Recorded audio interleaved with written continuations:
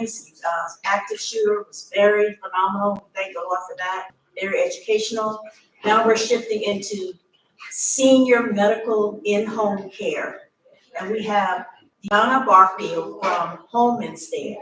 And she's going to share some information with us on how to keep our seniors healthy in home and be able to spend their end of life in the home setting that they've been in for most of their adult life.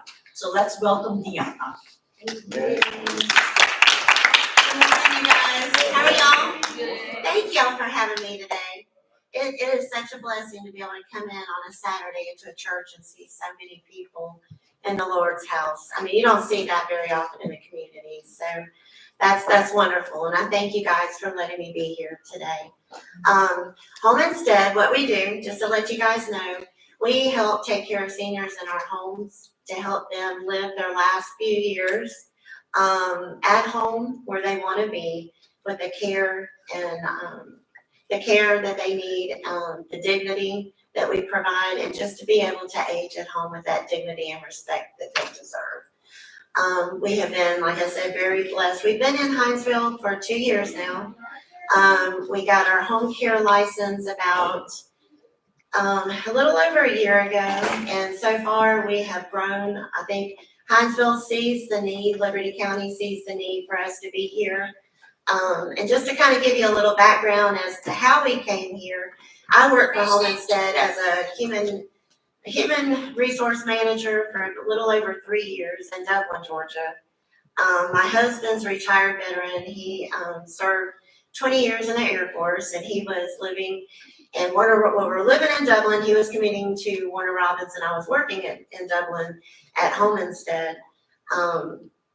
And the reason how we got here is just, it's amazing. September of 2021, we got a notification that Home Instead was offering any veteran that could be approved for a franchise, they were gonna waive the franchise fee for any veteran that could be approved. So of course I went home, talked to my husband about it, and that was in September. That February, we had sold our house. My husband had found another job here at Fort Stewart, and we were here. So I know it was nothing but God. He lined everything up. We just prayed that the Lord would just send us people that need us.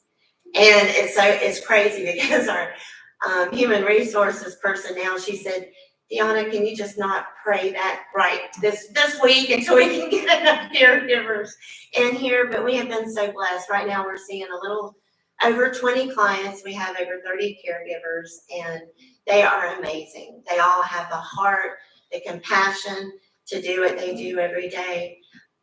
They take care of our total care clients, so the families don't have to.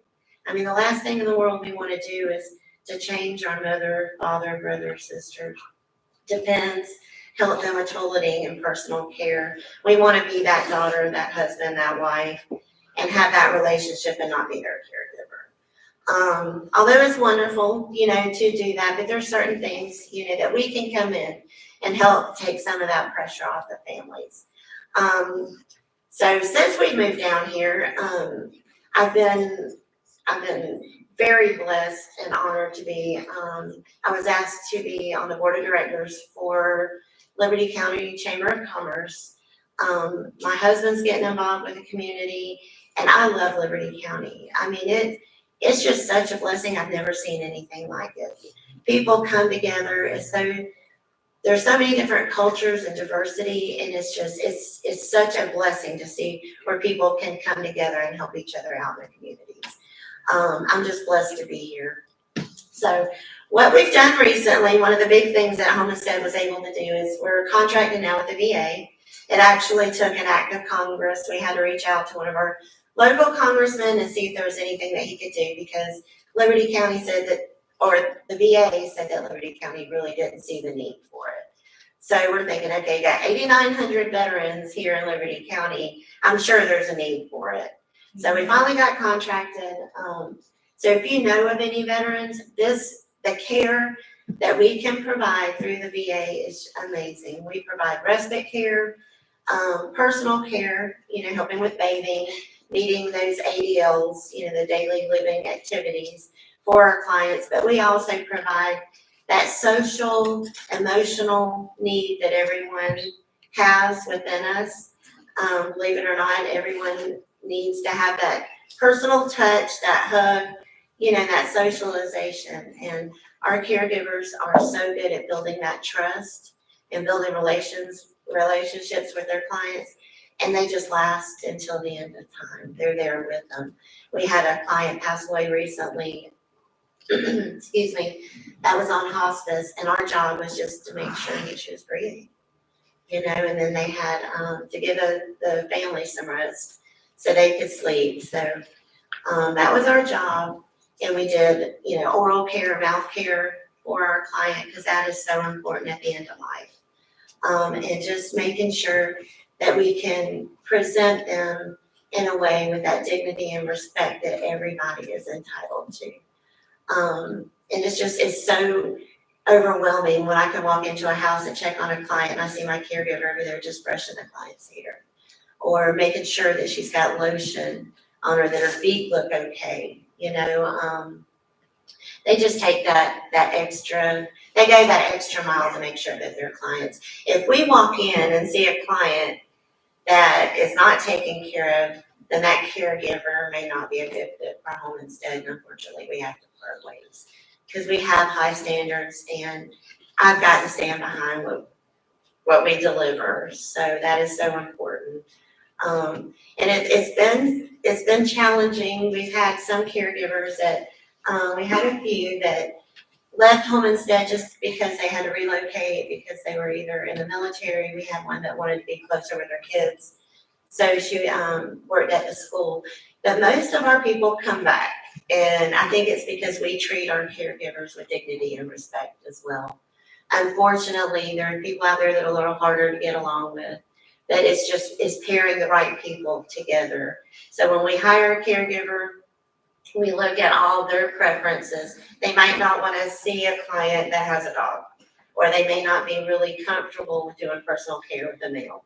So we take all their skills, their abilities, their preferences and compatibilities and match them with our clients. And sometimes, most of the time, it's a really good match, but there are times that we may have to do a little bit of shifting. We had one client that really didn't care for the caregiver, but the other client loves her. So it's just really preferences, But yes, sir. I have two quick questions. Number one, is this something that's available only for veterans or people with military background? No, sir. So, This is for anyone Absolutely. that needs a service. Okay. Yes, sir. Second, is this something that's for this local community or state, or is this for all states and you got other subsidiaries in other areas? Yes, sir. It is a franchise. Home Instead has over 1,200 offices throughout the country, and we're in 14 countries also. I think we've got 10 offices over in Europe. But I think the neat thing about Home Instead, we've been around since the mid-90s. We've been on the Dr. Phil show, we've been on the Dr. Oz show, because we are that resource for aging. If somebody comes to us and says, my loved one is starting to show the traits of dementia, we can say, okay, we've got resources on that. Or it may be, my loved one just had a stroke and they need rehab. Well, we've got resources for that. So we've partnered with Encompass Rehab, some of your hospices here, home health, the medicines. So they endorse us and we'll endorse those that we partner with. So that way, if we're with a client and their level of care changes for whatever reason, we'll know what resources to start pulling in, if it's okay with the family, of course. After Medicare, this could be before Medicare. This is where you guys come in. We need help. We need Medicare to pay for this. Long-term care insurance pays for it. The VA will pay for it if they feel it's necessary and the doctor orders it. Medicaid will pay for it. If you know anyone that's on Medicaid, they will pay for it. But there's a lot of hoops to go through for that, but it's worth it. So what we do, we take the calls, and then if it's something that we can help that client with, then we'll go ahead and do a consultation. If not, we're going to put them with someone that that can help them. This can't be pre-Medicare. This can't be We pre. need to, it's not Now, you Medicare. say long-term, what's the age cutoff? Like for a person to get into the program? The 65, minimum, 50, right? no, we've had people at 50 with like maybe ALS or MS, with those diagnoses that they just need the personal care. So, I mean, it really just depends. If it's within our scope of services, it doesn't matter. What the age is. We gear towards seniors, and that's where, most of our resources, are I towards wanted you seniors. to define seniors. That's really what I want. Define seniors. Uh-huh. Anyone that's aging, it's hard to put seniors, I would say, if you can go and get a senior discount, you're a senior. But there are people that have started showing symptoms of dementia at 50. People that have MLS at 45. MS or ALS, we can go in and still help those people. If they have a disability, we'll still go and help them. We just have more of our knowledge and our resources, and I guess you would say our forte is more in with seniors. But we do help, we have over 700 training classes for our caregivers. So if they're with a client that has diabetes, we're gonna make sure they have that training for diabetes. Do your caregivers stay at the houses or do they just come in for 8 hours, 12 hours? We are 24/7. We have some clients that have us there 24 hours, 7 days a week. Home instead, our minimum, do we have anybody that's been a caregiver here? Or anyone that knows anyone that's a caregiver? Oh, okay. Yes, ma'am.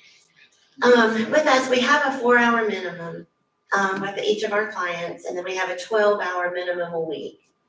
So some of our clients will do like a Monday, Wednesday, Friday for 4 hours. Our caregivers come to us because they do need a job, they love what they do, but it's hard to get a caregiver to go to a client for just 2 hours. If you think of gas, time, resources, so that's why we do the 4-hour minimum, and we can do a better job in there, in the home.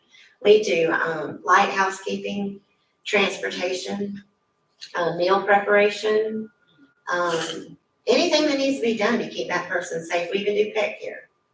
So if somebody has a German Shepherd, or we just have to make sure that caregiver is okay with working with pets. So they'll take them out for a walk, they'll feed them. We have one older gentleman, when he bends over, he gets dizzy. But his cats is what he lives for every day. So we go in there, we make sure the cats are fed, we make sure everything's okay with the cats, litter box change, we feed him. He wants us to take care of the cats before we take care of him. That's okay, because that's what we're in there for him. So we, yes, ma'am. Well, finish your sentence. Oh, it's okay. I was just gonna say, those I little want to make things. sure that I understood you correctly. The funding, payment, Medicaid, Medicare, private insurance, like long-term insurance, and you mentioned VA.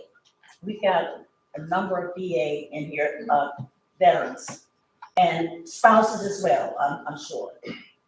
Aid and attendance, how do you go about obtaining the aid and attendance if you are a VA or a VA connected individual needing your services? Well, we try to simplify things as much as possible. Medicare doesn't pay for services. So that's why we need to address things with our local representatives, lawmakers.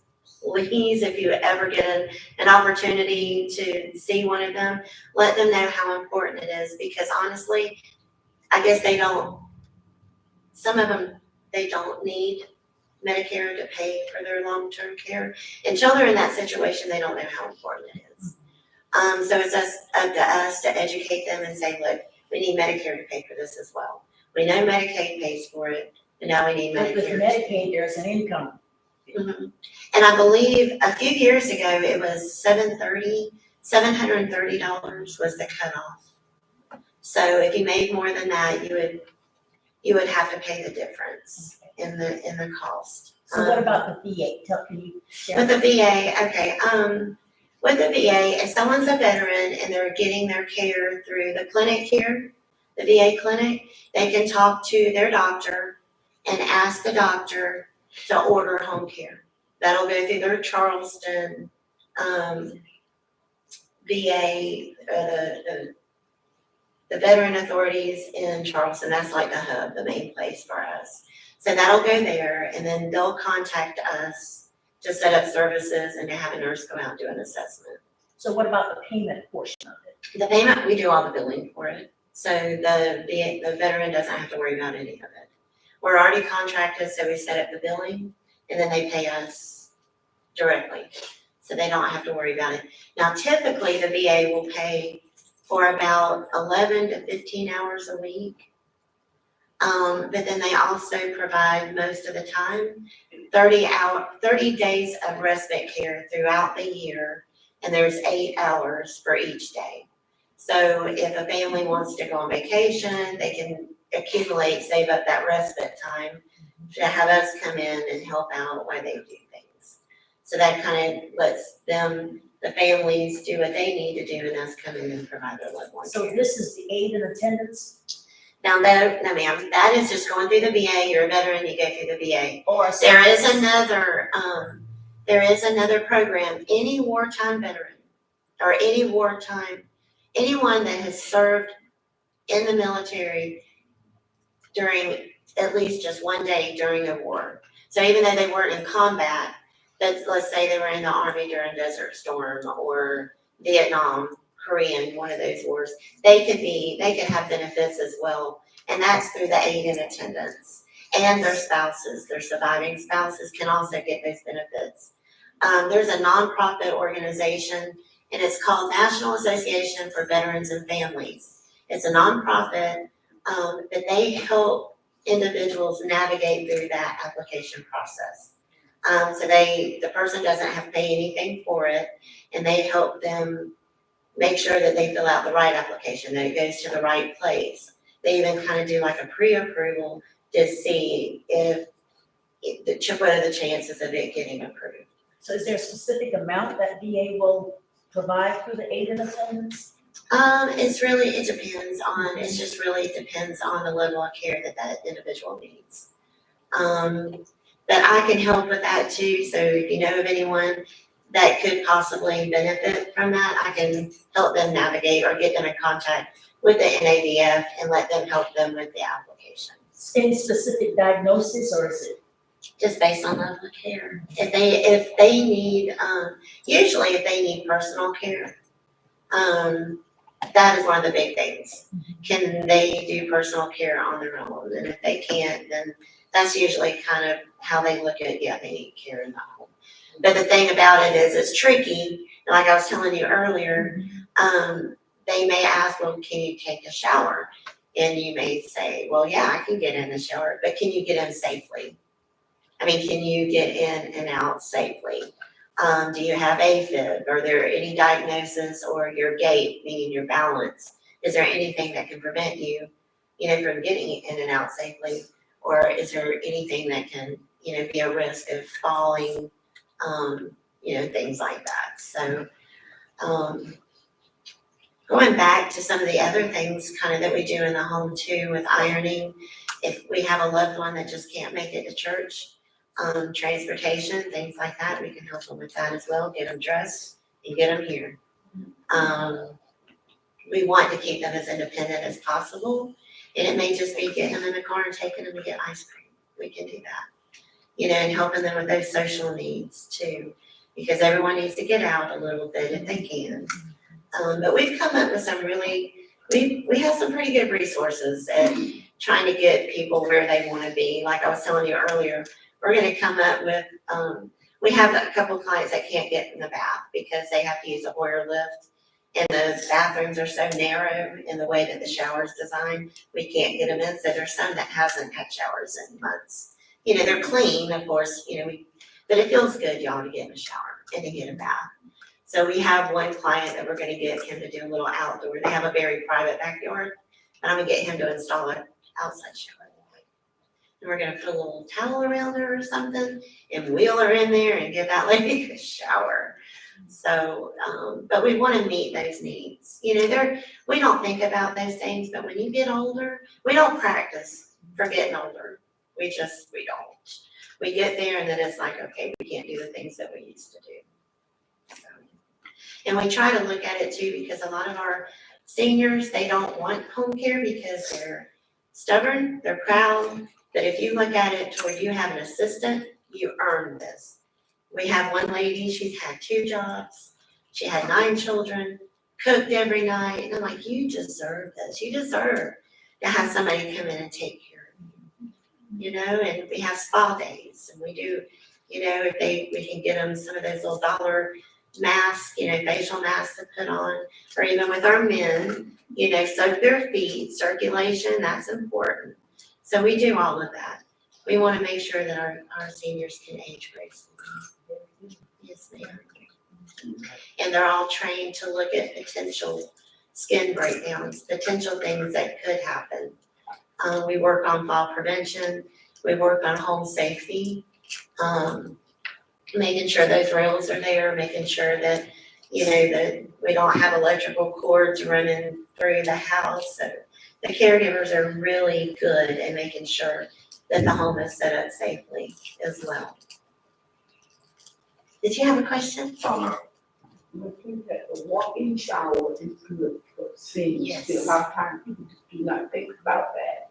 They get in the bathtub or when they age and get a little older, walk-in shower is very It convenient. is, And then they have the seat that you can sit down when you don't have to stand up. that's They right, have also that would accommodate it also. that's right. And right now, you got, I'm sorry, did you have a question? No. Okay. Right now is the time that we need to start thinking about it. I mean, we have some younger people here, but we have some that we're getting there. We need to start thinking about it. Because do you want to be in a nursing home or do you want to be at home? What resources do you have available? I know we've had some people to be able to get care, they've had to transfer assets, you know, into other people's homes, sell their homes, different things so they can bring that income level down to qualify for Medicaid. But some people don't want to do that. They work their whole life to have what they've had. And, you know, they don't want to do that. But we understand, oh, and one other thing I want to bring up as far as hospice too, we go right to the very end. So hospice, we work with them very, very closely. We have a plan with the family. So when the client does pass, we do what the client's family wants us to do. It might be making calls, it might be preparing dinner, it may be answering the door, you know, those final things. It could be going through and cleaning up the house, make it smell fresh when people come in. So we want to be that support to the family and provide the information and resources that people need. Anybody else have any questions? Does everyone know of at least one person you think that could benefit from home care and the services? Well, feel free. If we can't help them, we're gonna find someone that does. We do have an RN on staff, and we also do supervisory visits. The nurse will come out every 90 days to check on the client. That's state standards, but we do it more often because we want to know what's going on with our clients. We also do quality assurance checks to make sure that the caregiver's doing what they're supposed to do. Unfortunately, I had to let somebody go yesterday. I mean, I hate it as the hard part with the job, and we try to counsel and we try to coach, but not everybody's a caregiver. We want people, they're not gonna be on their phone, they're gonna be dressed appropriately. We have a homestead polo shirt that they wear when they come in. They have a lanyard with their picture and their name on it. They're gonna be professional. We provide gloves for them to use throughout the day. They've all been trained on personal and sanitation, infection control, things like that. And like I said, we've got over 700 training classes, and we're constantly assigning caregivers training based on what their clients' needs are. Yes, ma'am. When it comes to you sending someone out to the home, are you sending different people out on a regular basis, or are you consistently keeping them with the same caregiver? That's a good question. We try to keep them with the same caregiver. It's better for the client. Because if you're requiring, if you need personal care, you want one person to come in and do your personal care. You know, I mean, it's just part of that dignity and respect. And plus, when you have somebody come in, if you have someone come in, like different people all the time, you're having to train them more, you're having to show them where things are, and it's just like, you know, why am I doing this? I can almost do it myself. You know, if you're constantly having to show people what to do. So that's why we like to have the same person there, because they know that home, they know the client. And also, you did say that you're saying more along the lines of seniors. But if a person qualifies for home health care, can they be younger? Oh, yes, definitely. It's based on- Easter Seals reached out to us too, and wanted to know if we had a caregiver that could pick up, autistic children Yeah. from school and take home, until the parents can get home from work. I mean, we can do that. I mean, it really depends, as long as it's within our scope of services. They can't buy alcohol, tobacco, things like that, so the caregivers have a policy manual that they have to go by and they have to stick to. And the reason for that is just to keep the client safe, is what it all boils down to. They can't have anybody take them to work, they have to have a car, they have to have insurance. We do MVR checks on all of our caregivers, and then we also do FBI, NCIC fingerprint background checks on our caregivers as well. So if we've had a caregiver that's had some reckless driving, she's not driving a client anywhere. So Are your caregivers contractors or they work for you? they work for us. We send them a W-2. We take taxes out. So they are employed with us. They're not contracted out. We invest a lot in our caregivers. The background check alone is over $50. A TB skin test that they have to have, that's like $40. And then CPR is expensive as well. So and then the training. So we invest a lot in them. So for us to be a business, it's just wise to have good caregivers that you're not constantly having, you know, issues with. So, but we do. What about your turnover rate? Everything passed out yesterday. How many openings you got now? 2. We've got 2. We've had I was looking over statistics, y'all, we have been so blessed. I was looking over statistics the other day. We had, over the last month, a caregiver that was late to their shift was on an average of 3.2 minutes, which is amazing. We have things set in place, so if a caregiver, if she tries to clock in outside, I think it's 50 feet of the home, she can't clock in. So we have safety nets in place that we know that they clocked in from that residence. Google Maps is in place. Like I was telling you earlier, we have Brishana is amazing.